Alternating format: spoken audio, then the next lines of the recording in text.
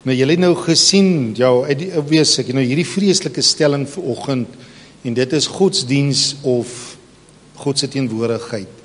Nou, ek het eendag so gelag, nou, julle weet dat ons hang nie die godsdiens ding aan nie.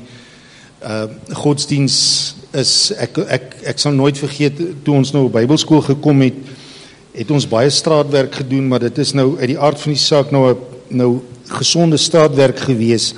Nou, toe ons nou, ek in daai tyd, toe was het nou nog net 'n senior student, nou is dit Swaar Johan, want hy is met Irina se suster getroud, maar wie van julle ken die gym daar by die universiteit in Bloemfontein? Wie van julle, waar het julle, okay, so nou in daai gym, toe begin my swaar toe, nou ons doen straatwerk en daar gym 'n ou en hy begin met die ou te gesels, en die ou is net die hele tyd oor die godsdiens. En ek onthou nog hierdie woord toe Johan vir hom hierdie verskriklike stelling gemaak het, en daai ou vir hom gevra het, hoe kan jy so sê? En Johan maak vir hom die stelling, hy sê, luister, godsdiens is 'n demoniese gees. It's not from God. Hy sê vir hom, hoe kan jy dit sê? As ek in die is, en hy sê toe daai woord, dan moet iemand mos nou by my staan.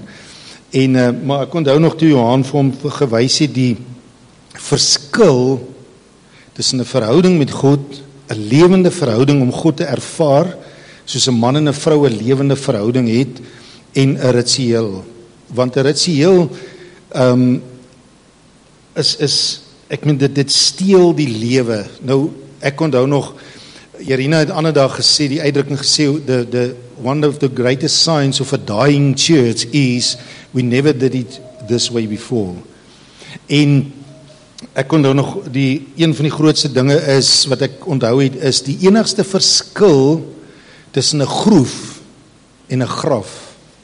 Wie van julle weet wat is die verskil, behalwe by, is die diepte. Goed, die verskil tussen 'n groef en 'n graf is die diepte. Nou, ek wil nou hier 'n voorbeeld maak, maar as ek dit sê, moet dit nou nie negatief sien as jou man vir jou blomme bring en goed is nie, maar as iemand bedien eendag, ek weet nie wie van julle onthou toe Frans so beson nie, bedien het nie, en hy maak 'n stelling, en hy sê, hulle het mense in die gemeente gehad, en die vrou vertel, die beste tyd van haar lewe, was toe 'n man haar verneek het. Dit was die beste tyd van haar lewe. Hy sê, hoe kan jy dit sê? Sy sê, dit was daai tyd dat my man vir my sweets en chocolates en blomme alles gebring het, en want hy het my gedamp met dit alles, maar dit was die tyd, dit was die beste tyd van my lewe, en toe, maar meantime het hy dit gedoen uit wat uit? Skuldgevoel. Nou, skuldgevoel is godsdiens. Wie van julle weet waarvan ek praat? Nou, ons gaan dit nou uit die woord uit sien. Nou, kom ons blaai so lank na 2 Samuel 6. 2 Samuel 6. Nou, hierdie is 'n klassiek voorbeeld van die verskil tussen die teenwoordigheid van God in ons lewens en om godsdiens net te bedryf. Goed, en die van julle wat getroud is, ken die verskil tussen wanneer daar lewe is en daar nie lewe is nie.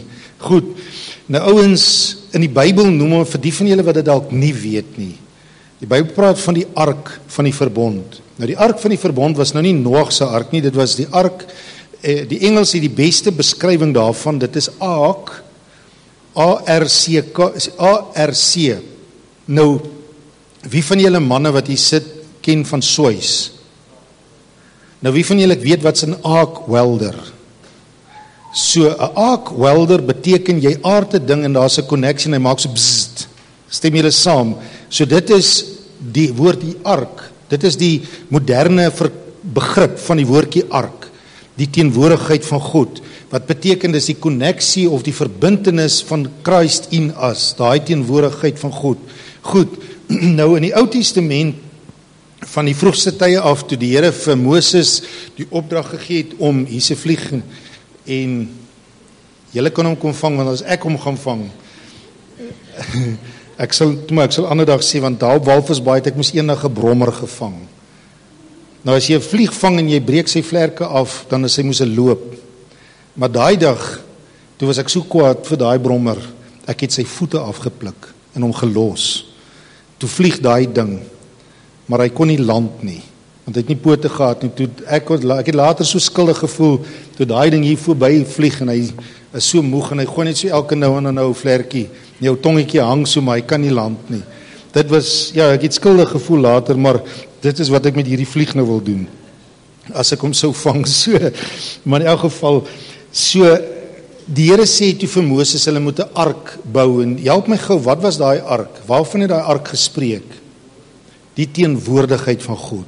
Binne in die ark was 3 dinge gewees, die kliptafels van Moses, die die manna met die brood wat Christus is, die lewende brood, en die staf van Aaron wat begin groei, 'n dooie stuk hout wat lei op die opstanding. So dit alles dui op Christus se proses van die kruisiging. Goed, maar daarvan vertel ons hier later. Maar hulle moes, die Here het, as jy gaan kyk, onder andere in Exodus 25 vers 14, onder andere, het die Here opdrag gegee. Onthou, hierdie ark was simbool van God homself. So hulle mag, om die oomblik toe daai ark, hulle hom klaar gebou het, aan die Here gewy het, die Here se teenwoordigheid op daai ark gekom, en dit was die simboliek van God. So, wie van julle weet wat beteken die woordjie Immanuel? God met ons. Goed, so dit was 'n simbool van God met ons. Nou die van julle wat jaar in en jaar uit saam met ou Etienne en Irina kom, sal weet, ons sê altyd, daar's een rede hoekom Dawid van al die konings die enigste koning was wat nooit 'n fight verloor het nie. Hoekom nie? Want hy het altyd die ark van God saam met hom gedra. Nou, altyd die ark van God. Dit was altyd, onthou die Lewiete het die ark gedra, en toe die Here gesê, onthou hulle mag nie aan die ark geraak het nie, van geen mens kan die heerlikheid van God tats uit sy eie uit nie. Wie van julle weet wat het gebeur as iemand die ark van God sou aanraak? Hy dood neergeslaan. Goed, so daai ark van die verbond was redelik heilig, stem jy saam? Nou hoe moes hulle hom gedra het? Wie van julle weet wat sê Exodus 25 vers 14 wat hy daar het? Hoe was God se opdrag gewees? Ek meen hulle kan mos nie hierdie boks vat en hom net gedra het nie, maar die Here het gesê hulle moet hom nou dra al die pad. Hulle het 4 ringe aan elke kant gehad, en soos Andrei sê, 2 draaghoute, en dan het die priesters aan die houte alleen geraak. So dis die naaste wat hulle mag gekom het aan hierdie teenwoordigheid van God. Goed, so dit was het ons nou 'n lekker fondasie. Nou kom ons lees gou hierso. Nou wat gebeur het in Saul se tyd? Hy het nie erg gehad nie, want by Saul, soos ons kom nou al 'n redelike lang entjie met Dawid saam, maar Saul, it's all about me. Goed, diself. Goed, so by Saul het dit net gegaan oor homself. So hy het nie geworry, soos ons altyd sê, wat doen godsdiens? We know how to conduct church. If God is here or not, we know how to do it. So dit is wat Saul se sy slogan was. Stem jy saam? En so kom die Filistyne en hulle steel die ark van die verbond. Hoe hulle dit reg gekry het, sal ons nou nie weet nie, maar die ark is weggeneem, en Saul worry nie eens daaroor nie, want Saul weet hoe om kerk te hou. Stem jy saam? Dit traak vir hom nie of God mee daar is of nie. En toe Dawid koning word, as jy nou gaan kyk in 2 Samuel 5, toe uiteindelik koning raak oor Israel, toe was die eerste, sê saam met my, die eerste ding wat Dawid gedoen het, sy endeavor was, of sy mission was, om die ark van God terug te kry op sy plek in Israel. Want hy het gesê, dis al waar daar lewe en waar die guns van die Here sal wees, is wanneer God sy teenwoordigheid weer op sy plek is binne in Israel. Nou wie van u wil 'n hart van Dawid hê om te sê, dis al wat ek soek is God op sy plek in my huis. Amen. Nou, dit was wat Dawid was, en so gaan hulle en hulle gaan capture die ark. Maar hoor nou vers 3, ek gaan nou nie, loop lees op asseblief op die eie, hierdie hele hoofstuk is 'n stunning, amazing hoofstuk, met soveel, ek gaan nou net 'n paar dinge uitlig oor dit, maar is eintlik so diep, ons sal onmoontlik nie in een boodskap die volheid van hierdie hoofstuk kan gesels nie, maar in vers 3 sê, en hulle het die ark van God, hoor nou mooi, onderstreep daar so, op 'n nuwe wa. Yes, op 'n nuwe wa Op 'n nuwe wa het hulle die ark vervoer en uit die huis van Aminadab op die heuwel gebring is, terwyl Ussa, nou merk hy woordjie Ussa en Agio, die seuns van Aminadab, die wa dryf het. Wat hoor jy al klaar hier? Wat hoor jy hierso? Wat staan vir jy uit? Wat is skeef of krom uit hierdie hele skrif wat ek nou net gelees het?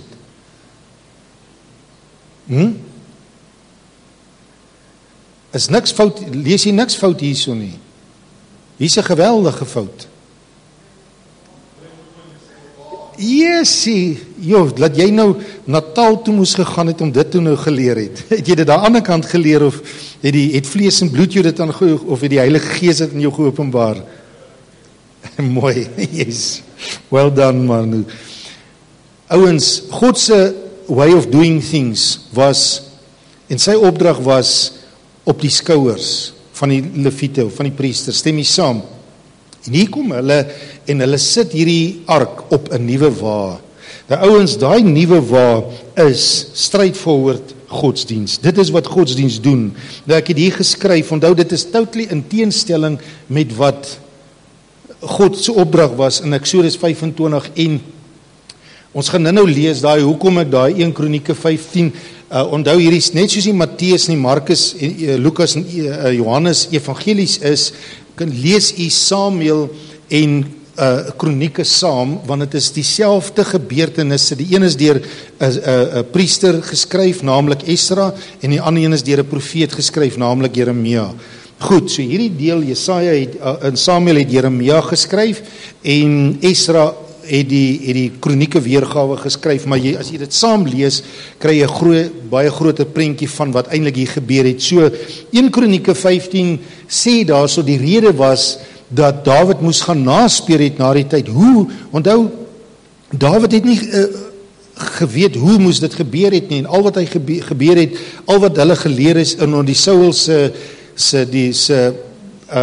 administrasie, om het so uit te druk, was, sit hom op 'n wa godsdiens. Ons doen dit op 'n nuwe wa. Nou ouens, ek skryf hier, wat ek net wil sê is, godsdiens is gelyk aan my manier versus God se manier. My manier versus God se manier. En wat het gebeur wat wil ek sê rondom hierdie nuwe wa? Die nuwe wa, met die feit dat dit nou nogal 'n nuwe wa is 'n sugarcoating van die gewete. En dit is wat godsdiens doen. Daai ou wat sy vrou verneek het alles gesugarcoat terwille van sy gewete. Stem jy saam? Daar's 'n uitdrukking wat gesels oor die vrou wat gesê het, maar die dominee het daar mooi gepraat vandag. Toe hulle vra, wat het hy so mooi gepraat? Toe sê hy sê Jerusalem so mooi. maar jy verstaan die ding rondom godsdiens. So wat ek probeer uitlig. Nou ouens, godsdiens is wanneer ek dit sugarcoat.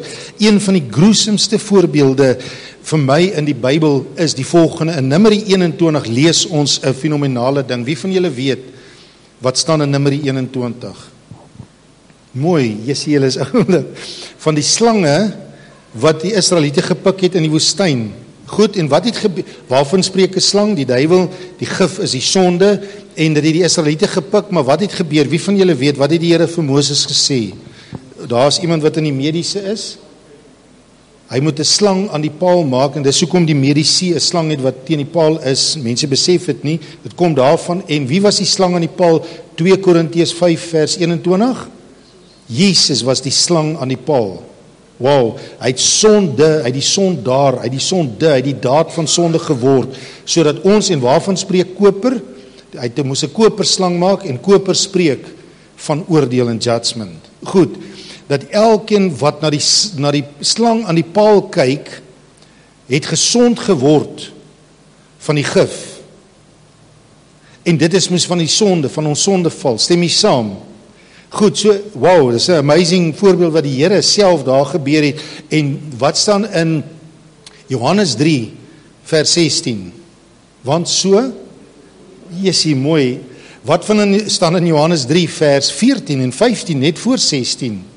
Net soos Moses die slang aan die paal verhoog het en met ander woorde die paal opgetel het, sodat almal wat na die slang aan die paal kyk, nie verlore gaan nie, maar gered word. So sal Jesus verhoog word van die aarde af, verwysende na die kruis, en sodat almal wat na Jesus kyk, is amazing. Lyk nou net of, maak nou net of dit vir julle ook so amazing is soos vir my. Is dit nie great nie? En dan sê hy, want so lief het God die wêreld gehad. Maar ouens, klompie jare na daai gebeurtenis in Numeri 21, in 2 Konings 18, vers 4, staan daar 'n koning op. En die Here sê, wie gaan dit gou vir ons lees? Karma, as jy daar is. Wie gaan gou vir ons daai gedeelte in 2 Konings, wie is eerste daar? Ok, lyk my ander is blykbaar daar. 2 Konings 18 vers 4, hoor nou hierdie shocker, 'n shocker. As jy dit nog nooit gelees het, onthou, waarvan spreek die slang aan die paal? 1, 2, 3, die kruis en Jesus, goed. Maar 'n klompie jare later, toe sê die Here vir 'n koning om die volgende te doen. 2 Konings 18 vers 4, hy het die hoogtes afgeskap en die klippilare verbreek en die heilige boomstamme omgekap en die koperslang wat Moses gemaak het stukkend gestamp, omdat die kinders van Israel tot op die dag daarvoor offerrook laat opgaan het, en hy het dit Neheb-stam genoem.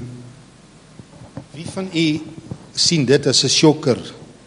Dat die Here sê, hulle moes hierdie slang aan die paal afbreek, want hulle het die fisiese slang aan die paal aanbid, in plek van die Christus, die lewe agter dit. Vir wie van u het dit al gelees? Sê gou saam met my, wow.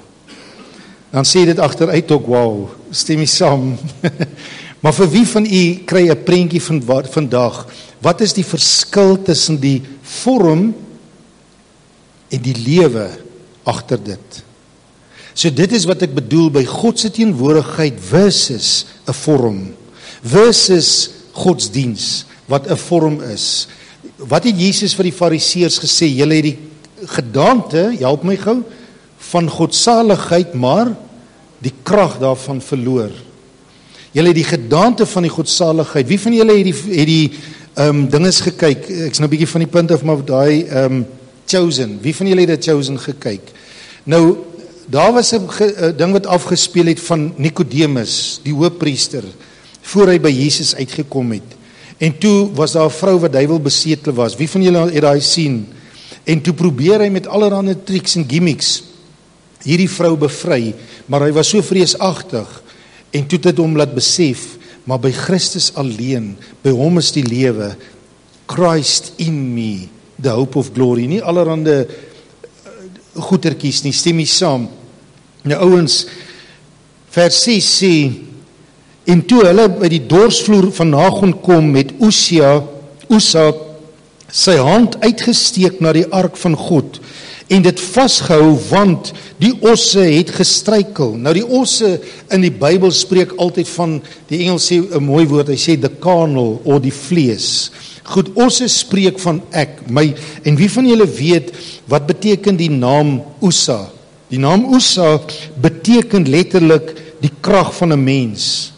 Die krag van 'n mens, of my krag, my effort. En die volgende oomblik, wie van u weet dat God het agter dit gesit, dat daai osse gestruikel het? Want daar's altyd 'n struikeling in ons lewens. En wat doen struikeling in ons lewens, ouens? Dit ontbloot die vlees. Wat het gebeur toe Paulus op die eiland van Melite, of wat was dit, gekom het en hy vuur op die hout op die vuur gooi? Wat het daar gebeur? Toe kom daar 'n slang en soos Rick Godwin eendag gesê het, fire always exposes the serpent nature. En ouens, wanneer daar gebeurtenisse en skommeling in ons lewens kom, is dit dan wanneer die Etienne faktor na vore kom, of die Here help faktor. Nou wat gebeur het is hierso, en vers 7 sê, daarop het die toorn van die Here teen Ussa ontvlam, en God het hom daar getref, oor die vergryp, sodat hy daar by die ark van God gesterf het. Nou wat 'n gebeurtenis, en uit die aard van die saak is die erns, as jy verder gaan lees, hy sê vers 9 sê, en Dawid het daardie dag bevrees geword. Dawid, wat bevrees geword het vir God. Hy wat dan God aanbid het, hy wat dan in die tussentyd soveel psalms al geskryf het. Hierdie Dawid wat God geken het agter die skape, het eendag geskrik in die teenwoordigheid van God. En toe besef hy iets is gruesomely uit plek uit hierso. En wat gebeur is, hy kyk, dis nou maar, ek gaan terwille van tyd gaan ek nie alles nou lees nie, of kom ek sê net gou hierso vers 10, daarop wou Dawid nie die ark van die Here by hom in die stad van Dawid laat inkom nie, maar Dawid het dit na die huis van Obed-Edom die Gietiet laat wegdraai. Nou as ons net gou daar pos, in daai wat ek nou gesê het, 1 Kronieke 15, vers 12 tot 15, sê die volgende, hoekom het Dawid die ark, dit was die naaste plaashuis, om het so uit te druk, toe Dawid hier in die veld is, en hulle die ark terugbring, en hy sien daar so 'n plaashuis, by die huis van die naam Obed-Edom, en hy los hom daar in sy stoor.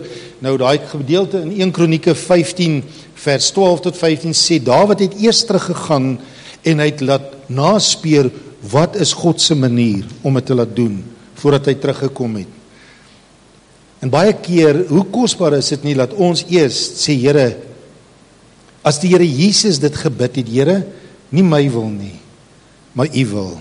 Hoeveel te meer is dit nie ons lewens, ons algemene gebed om te sê, Lord, not my will. En Dawid wat gegaan het om te sê, Here, wat is U wil versus my manier? God se manier versus my manier, want die feit van die saak is, ek soek God se teenwoordigheid terug in my huis. Stem jy saam? Nou, vers 11 sê, en die ark van die Here het 3 maande lank in die huis van Obed-Edom die Gietiet gebly. Nou ouens, as ons nou na die kronieke weergawe gaan kyk, gaan ons geweldig baie sien wat hier gebeur het toe Obed-Edom die teenwoordigheid van God geproe het. Hy sê, en die Here het die huis, het Obed-Edom en sy hele huis geseën. Nou ouens, vat 'n highlighter en highlight daai gedeelte in jou Bybel. Die Here het die huis van Obed-Edom, of het Obed-Edom en sy hele huis geseën. Nou wie van u, as ons besef die krag, sê saam met my, the power of the blessing, as ons die krag van God se seën beleef, ouens, sal ons beleef dat hierdie seën is dit wat ons soek. En dit is dit wat ons soek. Ons soek die seën van die Here, dit is ons najag, en dit alles as gevolg van die ark in sy huis. The key is God's presence.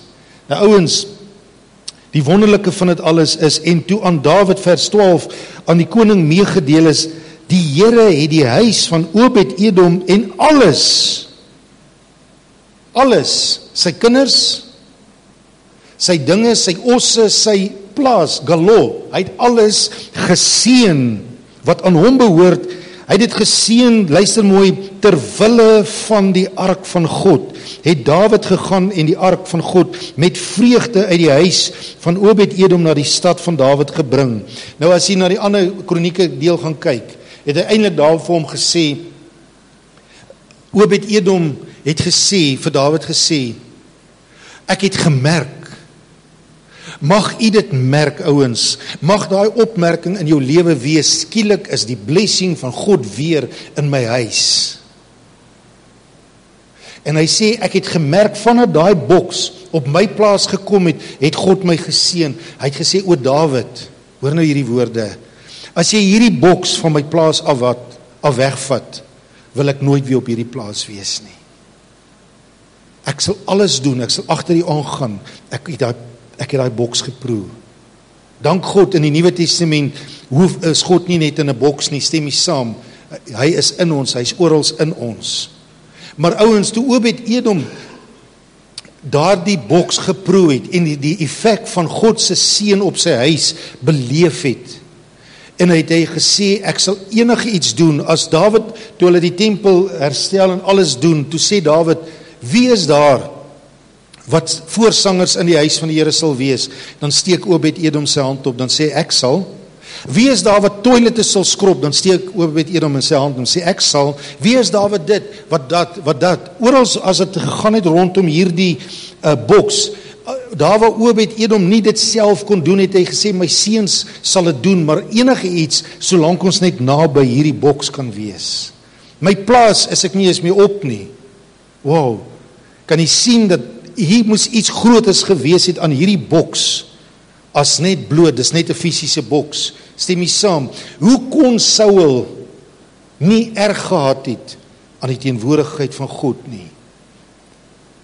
Hy was redelik so dom, maar hy was nie so seer dom nie.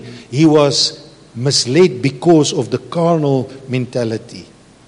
As gevolg van die ek-faktor, as gevolg van sy eie ek-faktor, het dit hom so gemislei, dat die teenwoordigheid van God so mislei. En ouens, dit is 'n gebed wat ons moet bid, en voorwaak voortdurend om te sê, my image en my wil kan dit so nice laat klink, dat ek nie erg het aan die teenwoordigheid van God nie.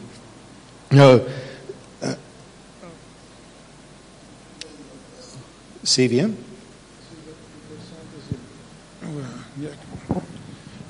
Toe Dawid die ark laat haal het, het hy hom laat dra. Hy het hom nie weer op 'n wa gelei. Ja, dit is die eerste ding wat hy gedoen het, toe hy God se manier gevind het, toe sê hy, okay, ons doen dit nou op God se manier. En vers 14, hoor nou hierdie mooi vers.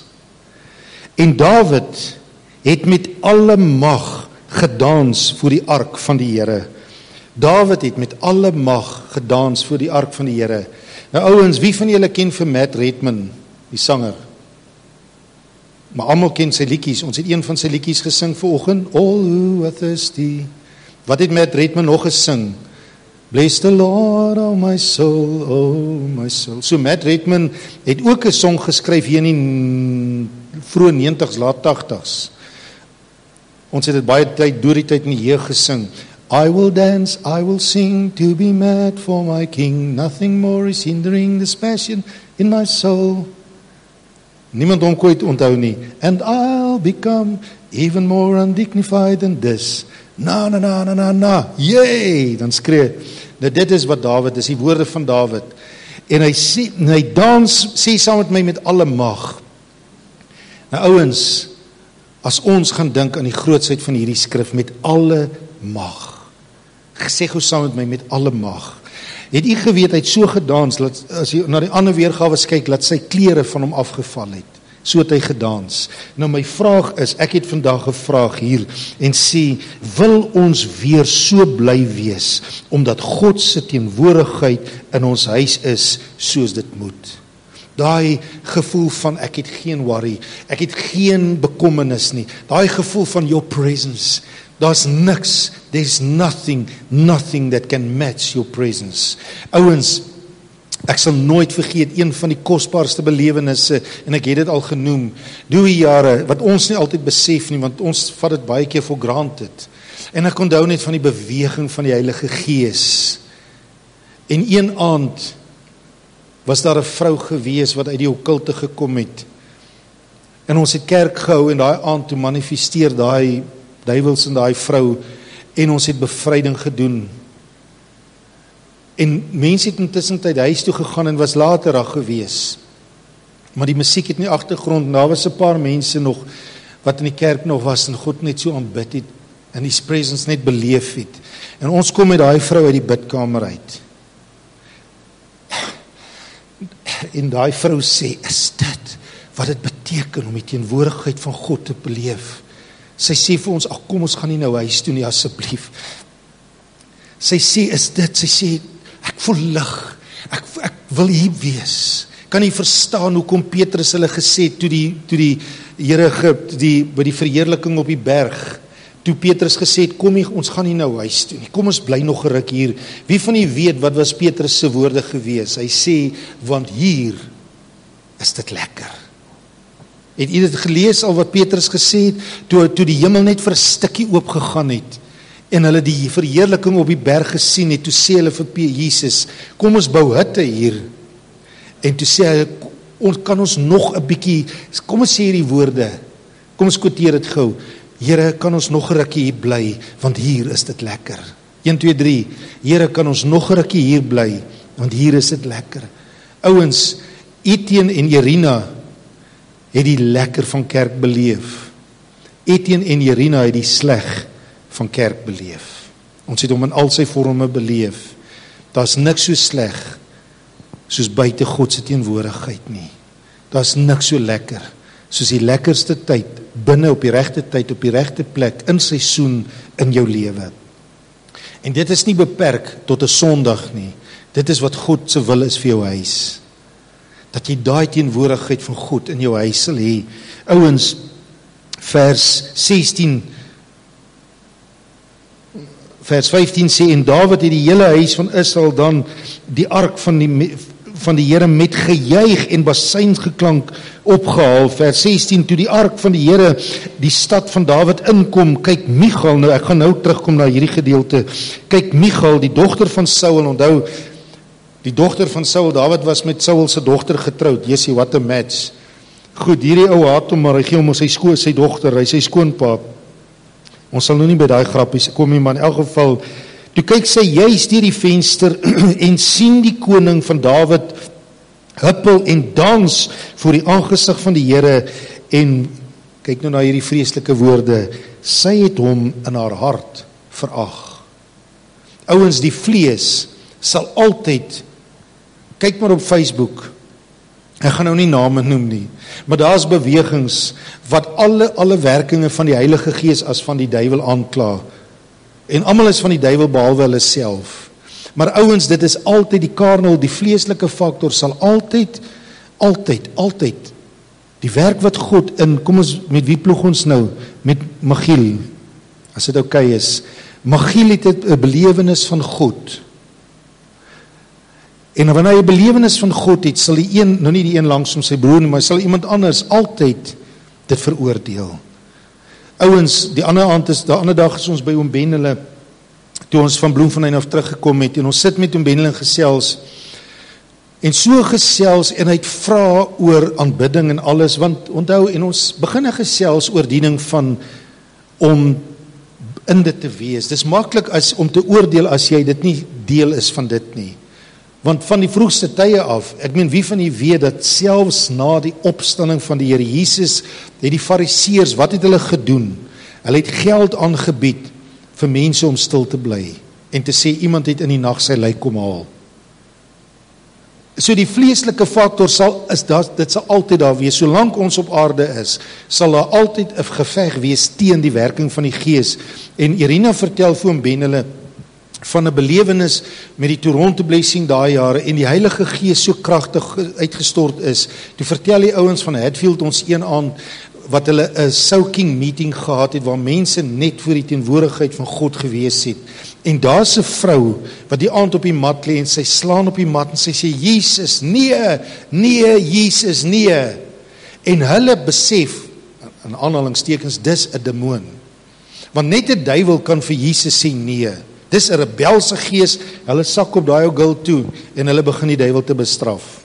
Een van die mooiste woorde van daai getuienis, hulle het agtergekom, jy kan nie die Heilige Gees uitdryf nie. Hy is bietjie baie groter. Na die tyd toe kom een wyse man en hy sê vir hulle, hey, vra vir hierdie vrou wat beleef sy. En hulle vra vir haar wat beleef sy. En sy beleef, sy begin met hulle te deel, want sy het sien, en sy's in 'n ontmoeting met die Here. En sy sien familielede wat afgestort hel toe. En sy bid vir hulle, sy intercede vir hulle, en sy sê vir die Here, nee Here, red hulle eerder, moenie hulle daar los nie. Maar die vleeslike, die carnal, die oesa, die ek-faktor staan buite en al wat hy meet is uit die meet van godsdiens. Ons het dit nog nie so beleef nie. So ons bestraf dit. Kry jy die prentjie van die godsdiensfaktor versus die teenwoordigheid van God. Ouens, weet jy wat's een van die grootste klappe in die gesig van die Vaderhart van God? Dat mense kan sê, as jy vir iemand hande oplê, gaan 'n duiwel nou op jou spring. Of daai persoon gaan 'n duiwel kry. Terwyl Jesus op grond van dit gesê het, wat 'n goeie Vader. Hy sê, as julle wat aardse vaders is, weet, help my, wat goed is, hoeveel te meer, hy sê, julle aardse vaders sal nie vir julle 'n slang, wat is 'n slang? Waarvan spreek 'n slang? 'n duiwel. Hy sal mos nie vir jou 'n slang gee as jy hom 'n vis vra nie.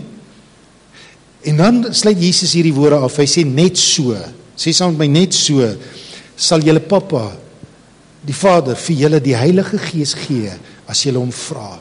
Hoe kan mense sê, as ons nou op die Heilige Gees wag, nou gaan 'n demoon my vul? Verstaan nie wat onkunde doen, wat godsdiens doen. Dit beroof mense van die blessing, van die teenwoordigheid van God. Nou ouens, dis wat Dawid gesoek het met al sy mag. Hy het gesê, yes, hy het met alle mag gespring en gesê, Here, U is weer, dis die tuin van Eden is weer hier, ons het weer hemel, ons beleef hemel weer in ons huis, in ons lewens. Kom ons maak klaar. Vers 20, toe Dawid terugkom om sy huisgesin te seën, het Michal, onthou die dogter van Saul, die vlees, Dawid tegemoet gegaan gesê, ek wonder wat was haar stemtoon gewees, hoe het die koning van Israel homself vandag geëer, dat hy homself vandag voor die oë van die slavinne van sy dienaars ontbloot het, soos een van die ligsinnige mense hom somaar ontbloot. Ouens, ek is nou net 'n vers geskiep, maar net daai woordjie ontbloot. In Openbaring 4 het Johannes 'n openbaring van hoe lyk dit in die hemel as ons aanbid. En een van die woorde het hy gesê, hy het mense gesien voor God en hulle was kristalhelder oop voor God. Wat beteken, in the presence of God, there's nothing hidden. Adam en Eva het naak voor God geloop. Sonde het gemaak dat hulle bewus geraak het van hulle eie sonde, hulle eie naaktheid. Ouens, wie van julle ken die uitdrukking naked and unashamed? Voor God. Voor God se teenwoordigheid. Dawid het geweet wat dit is. 1 Johannes 4 vers 17 en 18 sê daar's geen vrees in die liefde nie. Wanneer ons God se liefde beleef, wat is die ding wat Irina altyd leer, is dat ons kinders leer om met vuil voete in die huis in te kan kom. Stem jy saam? Met ander woorde, met hulle probleme te kan inkom en te kan sê, hierso is 'n stukkie van my hart. Ek het geen vrees om my donkerste geheim in my huis te deel nie. Ouens, dis hemel, dit is hoe dit supposed is om te wees. Maar die kruksvers van dit alles eintlik is vers 17 wat ek nou geskiep het. Nadat hulle die ark van die Here ingebring het, nou vat 'n groot highlighter en merk daar, op sy plek neergesit het. Nou net daai woorde, op sy plek, en ek wil hier 'n stelling maak, ek weet nie of jy dit daar het nie, op sy plek, vers 17, jy sal nou kom, maar daai begrip op sy plek, die ark het 'n plek, en daai plek is in jou hart, daai plek is in jou lewe, dis in jou huis, maar ouens, hoor gemooi, ons, en ek het in hakies geskryf, Dawid, die koning van sy huis, moet dit moet hom op sy plek plaas. Wat 'n voorreg. Psalm 149 sê ons nou die dag ook vir hom ben hulle, is hierdie fenomenale psalm oor oorlogvoering, en hy sê ons aanbid God en alles, en dan die volgende oomblik sê hy, dit is die Engels sê, with the high praises of God in their mouths, and a two-edged sword in their hands. En dan sê hy, om wraak uit te oefen onder die sondaars, en onder die demoniese werke en alles, om die duiwel met ketting te bind, ensovoorts, en dan sluit hy hierdie woorde af, en hy sê, 'n eer is dit vir al God se gunsgenote. Hy sê 'n vonnis wat reeds opgetrek is, die vonnis is aan die kruis oor die duiwel opgetrek, stem jy saam? Maar Jesus sê, dit is die eer van sy gunsgenote om hierdie vonnis uit te voer deur ons aanbidding. Wow, met ander woorde, wanneer ons God uitbundig beginne, die Afrikaans sê lofverheffinge, die Engels sê the high praises, dit is hierdie allemag, hierdie uitbundige aanbidding tot God, wanneer jy nie anders kan as om te respond nie. as om te sing Amazing Grace, whatever ons ook al sing, het u geweet, wanneer ons sing, dan bind ons die duiwels in ons lewens. En hy sê, dit is jou eer, God het dit jou gegee as jou eer, hy het dit vir ons gegee. Nou ouens, dit het 'n plek, die ark van God het 'n plek, maar dit is ons eer om dit daar neer te sit, ons voorreg, die Here het vir Moses gesê om die ark te bou. God wants to fill his house, but you have to build the mercy seat. Ons moet hom uitnooi. Ons moet hom nooi om op sy ereplek te kom sit. Ouens, nou gaan ek vooruit, maar ons sal 'n ander dag sien hoe Salomo dit eventueel gedoen het. Nou kom ons maak klaar. Vers 22 sê, nou hoor nou wat sê Dawid vir Michal. Hy sê, ek sal my nog geringer ag as dit. Die Engels sê, I will become even more undignified than this. Dit is daai deel wat Matt Redman sing, and I'll become even more undignified than this. Na, na, na, na, na, na. Dan moet julle sê, yes. Goed. Nou ouens, dis wat Dawid gesê het, ek is gering. En hy gaan aan en hy sê, ek sal nederig wees in my eie oë en met die slavinne van wie jy gepraat het, met hulle sal ek myself eer. Wat sê Dawid hierdeur? Hoor nou mooi, Dawid bly by sy roots. Wat was Dawid se roots? Gaan dink aan die eerste wat ons lees van Dawid, toe sy eie pa hom so gering geag het, dat hy hom nie eers genooi het, toe Samuel die koning kom salf het nie. En daai woordjie wat ons sê, die kleinste, wat ons altyd sê, en gaan kyk nou maar terug na daai boodskappe, dis nie fisies die soseer die kleinste nie, dit beteken hy is die insignificantste, hy is die geringste, the least of importance. En toe sê Dawid, dit is wie ek is, dit sal my roots wees. Hoor nou mooi, hy sê, en hy kies om te vereenselwig met diensknegte. Hoekom met diensknegte? Want dit is wie hy voor God wil wees. Dit is sy roots, dit is sy keuse.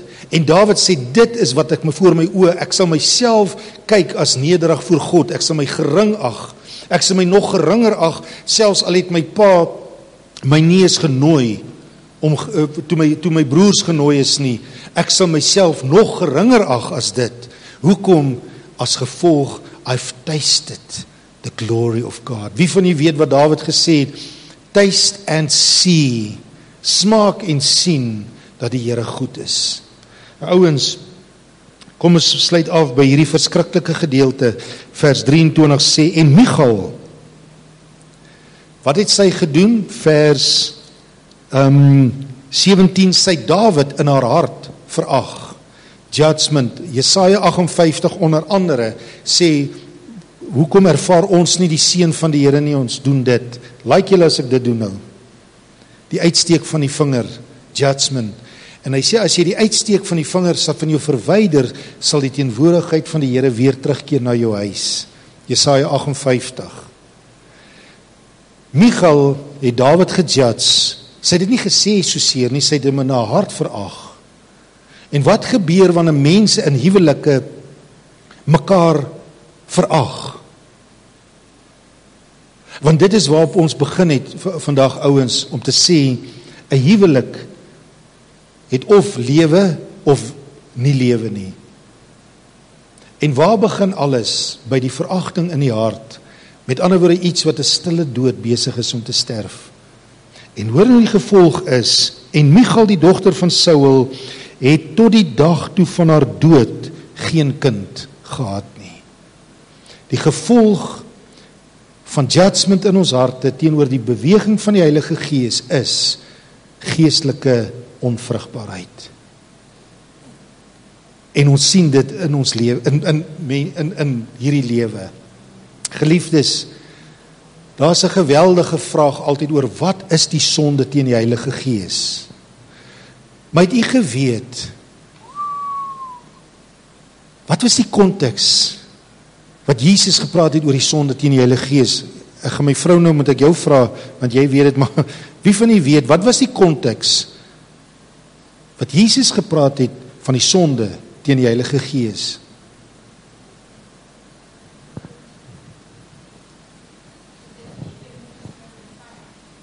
om dit wat God gedoen het aan die duiwel toe te skryf. Met daai ouens het vir gesê, Jesus het 'n duiwel, hy dryf die duiwels uit deur Beelzebul en hy doen al hierdie werke deur die duiwel en toe draai Jesus om en hy sê van alle sondes sal julle vergewe word, maar nie die sonde teen die Heilige Gees nie. Om dit wat God besig is om te doen aan die duiwel toe te skryf. En ouens, ek onthou net, toe ons daar in Walvisbaai is, hier in ons vroeër, nou onthou, met jou ook onthou hier jou vuurvreter Etienne daai tyd, en nou kom mense in die dorp en hulle sê, daai ou is van die duiwel. Hulle bid dat die vuur uit die hemel uitkom en hulle het Saterdagaande drinkdienste. Hulle was reg, ons het drinkdienste gehad. En hulle het altyd gesê hoe van die duiwel is Etienne. En dan kom hulle met CD's oor hoe van die duiwel is die Toronto blessing en alles. En dan sê ek net altyd vir daai mense, ek sê onthou net, jy wil speel met vuur, om dit wat God doen aan die duiwel toe te skryf. En weet jy wat? Eendag, toe kom 'n predikant na my toe, terwyl sy lewe uitmekaar uitgeval het, en hy sê, bid net vir my. En ek onthou daai dag, ek sal nie sy naam sê, toe sy bors tot hier nat was, en hy het gesê, is dit wat die teenwoordigheid van God aan my doen, en die Here herstel sy lewe. En ons beste vriende tot vandag toe, nie lang terug nie, toe kry ek nog eendag weer 'n WhatsApp van die ou, en hy sê vir my, ek dink nog altyd aan daai jare, hoe lekker dit was om so te kon draai, en my hart oop te gemaak het vir die werking van die Gees, en hoe ek by jou kerk gepreek het, en hoe jy by my kerk kom preek het, en hoe ons saam dienste gehou het, en die Gees van die Here het net alle verskille, en allerhande dogmatiese geskille en alles net uit die weg geruim, en die liefde van God en die teenwoordigheid van God was groter as dit alles. Ouens, dan verstaan ons hoekom Dawid so gedans het, toe hy toe al hierdie sorge van hierdie wêreld net van hom afgeval het. En Jesus gehuil het, toe hy vir die Fariseërs gesê het, met julle godsdienstige wette, bring julle net nog wette en nog wette en nog wette uit die boom van kennis, en julle maak die hemel, julle sluit die hemel toe. En ek quoteer altyd, ouens, ekskuus as ek dit weer doen, van daai getuienis, wat ek al hoeveel keer al gesê het, van toe daai meisie gekom het, by 'n kerk, een aand, toe sy met die verkeerde kant van die lewe te doen gekry het, en sy 'n eina rokkie aangehad het, as jy nou verstaan wat ek bedoel, en sy kom en haar roep na God, kom sy daai aand by 'n kerk aan, en hulle kyk haar so en hulle sê, jy kan nie so hier inkom nie, word eers respekvol, en dan is jy welkom, en daai girl gaan neem haar eie lewe, as gevolg van, in aanhalingstekens, godsdiens, en wette, en die hart, waaroor dit regtig gaan, het lank al verlore gegaan. Ek ben ouens, hoe kan ons weer, my vraag is vandag, hoe bly en hoe honger is ons weer, om so te kan sê, Here, ons het weer, die hemele is weer oopgeskeer, en ons het weer hemel. Nou verstaan ons, Here, dat U dit tog, met ander woorde, dis moontlik, Here Jesus, dat dit kan wees, dat U gesê het, soos in die hemel, bid dit, soos in die hemel, so op die aarde. U sal dit mos nie geleer het, dat ons dit moet bid, as dit nie vir ons beskore is nie. So ons kan hemel in ons huis hê, ons kan die ark van God weer in ons huis hê, en ek sluit af met hierdie vraag, om te sê, twee vrae, of twee stellings, ons wil God se teenwoordigheid hê, bo enige kompromie of godsdienstige maniere. En wie van u kan amen sê op dit? Die tweede deel is, die tweede ene, die enigste simptoom, en hierdie is, vat dit vandag ouens, die enigste simptoom van God se teenwoordigheid hier onder ons is gelyk aan blydskap. Want dit is wat die skrif ons leer. Hy sê in Psalm 16 vers 11, in the presence of the Lord, 1, 2, 3, is fullness of joy. Romeine 14:17 sê, die koninkryk van God bestaan uit geregtigheid, vrede en blydskap. Ouens, wie van u wil weer lag? En ek praat nie van hi-hi-ha-ha, ek praat van lag uit jou innermost being uit, because of the freedom you have found. Want ouens, daai freedom, daai vryheid wat mense beleef het, kan net gejudge word deur hulle wat dit nog nie het nie. En dit is wat ek bid. Kom ons maak dit ons gebed. Ek het hier 'n gebed geskryf en sê, Here, meer en meer van u teenwoordigheid in ons huis. Ons wil u ereplek gee in ons huis. Amen. Wil jy dit ook bid vandag saam met jou hele hart? Soos Dawid gesê het, met my hele hart, met alle mag soek ek dit weer. Amen. Kom ons bid dit. Halleluja. Here, hoe kosbaar is dit nie dat Dawid sê van u teenwoordigheid, en Here, ek voel dit sommer op my hart om dit te lees vanoggend in Psalm 84. Hy sê, hoe lieflik is u woninge, o Here, van die leerskare. My siel verlang, ja, smag na u voorhoewe van die Here.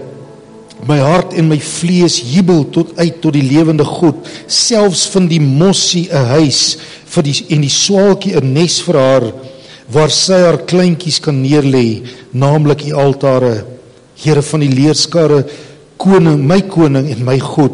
Welgeluksalig is hulle wat woon in u huis. Hulle prys u gedurig, Sela. Welgeluksalig is die mens wie se sterkte in die u is, in wie se hart die gebaande wee is. As hulle deur die droë laagte trek, maak hulle dit 'n fonteinland. Ook oordek die vroeë reën dit met seëninge. Hulle gaan van krag tot krag, en elkeen van hulle sal verskyn voor God in Sion. Here God van die leerskare, hoor my gebed. Luister tog, o God van Jakob, Sela.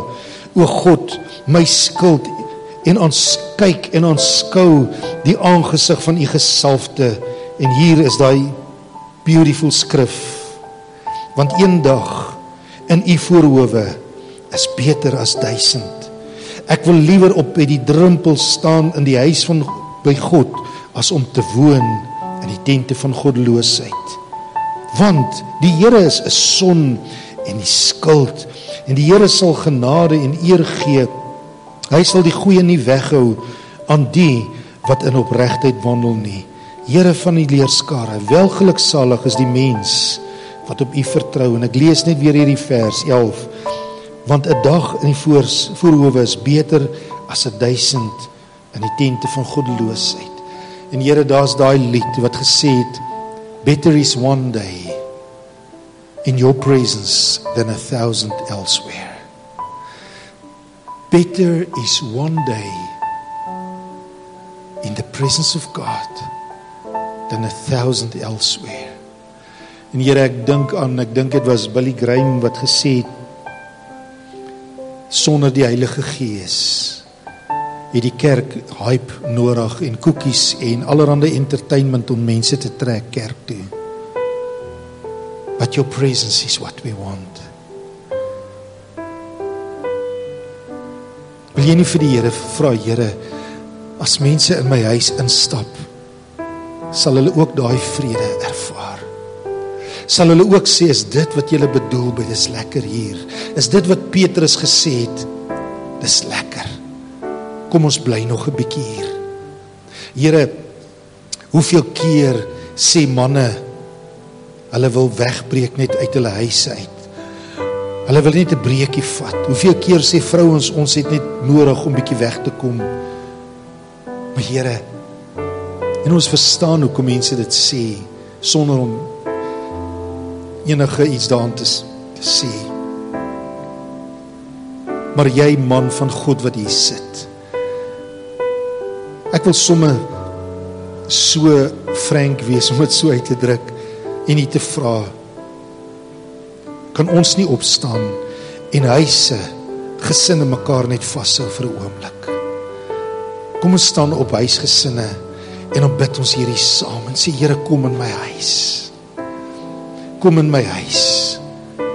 Ons soek daardie, ons vra, Here, dat die ereplek, dat die teenwoordigheid van God in my huis sal wees. Here, dan dink ons aan Josua wat gesê het, ek in my huis sal die Here dien. Ons vra U vandag, Here, kom vul ons huis. Ons gee U daai ereplek. Ons wil hierdie huis proe, een dag in die voorhoewe, Here, om te dink dat U dit vir ons huis beskore gegee het. Here, ek wil bid vir huwelike vandag, wat hier staan, wat die boodskap kyk, dat die teenwoordigheid van God in daardie huwelike sal wees, en die doodsheid gekonfronteer sal word. O, en Here, dat lewe in huise kom. Want dis U wil, Here. Dit is U hart. U wat die huwelike ingestel het as 'n heilige voor God, sal U dan nie agslaan op elke huwelik en elke huis wat God vandag nodig het en sê, Here, ons soek U. Ek dink, Here, aan U ferm woorde vir Saggeus, toe U gesê het, ek moet vandag in jou huis kom. En Here, ons wil vandag, soos Psalm 24 sê, we open the gates so that the King of Glory, the King of Glory can come in. Ons ruk die poorte oop, soos die oorspronklike sê, ons skeer die poorte oop, dat die ere koning kan inkom in ons huis.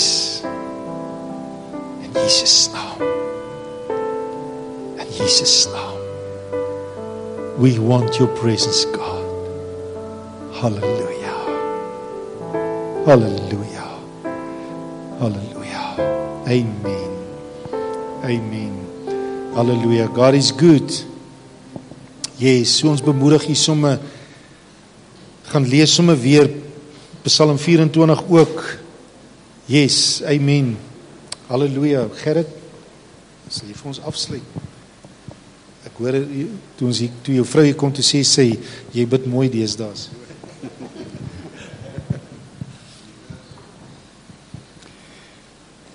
Here, dankie dat U ons van onsself verlos in Heilige Gees. Here, ons wil ook net dankie vir U sê dat U vir ons van godsdienst sal verlos. En Here, dat U vir ons die geringste sal maak en dat ons 'n hart soos Dawid sal hê. En Here, dat ons sal opgewonde wees oor U in ons lewe is. En ons vra net dankie vir U beskerming vir die week en dankie dat U vir ons seën en dat U saam met ons is in Jesus naam. Amen. Jy bid goed, maar nou jy het my verbaas. Dankie, amen. Wat 'n gebed om te sê, Here, verlos ons van onsself en verlos ons van godsdiens en gee ons die hart van Dawid. Amen.